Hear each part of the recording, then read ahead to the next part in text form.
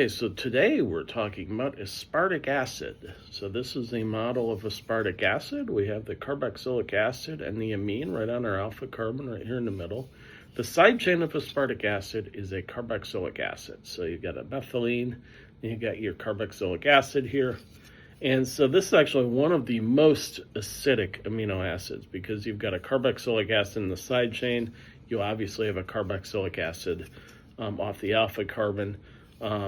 And so those are very acidic. The pK is very low, about 2 to 3. And so they're almost always deprotonated at physiological pH. So you got a pretty good active acid. And because of the side chain being acidic, this is very active in enzyme active sites, right? So it helps stabilize positively charged ions when they're in the active site, as well as any other amino acids. And if we put like a lysine or an arginine very close to it, that positive and negative charge forms what's called a salt bridge.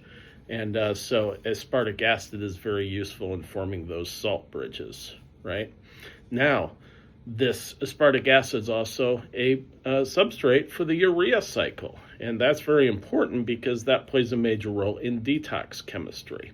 The urea cycle exists because it's a way of getting rid of excess nitrogen in the form of ammonia, which is toxic to the body.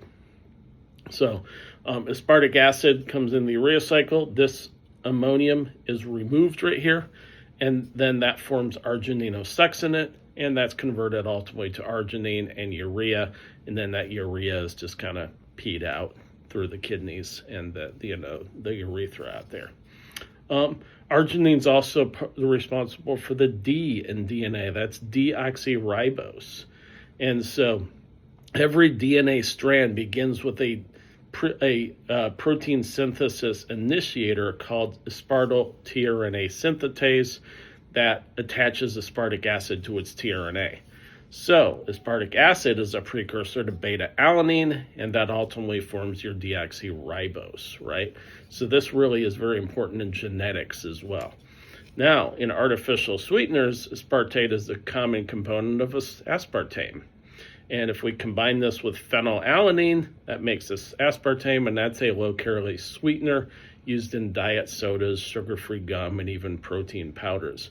It's actually about 200 times sweeter than sugar, thanks to the arrangement of aspartate and phenylalanine methyl esters. So there is aspartate.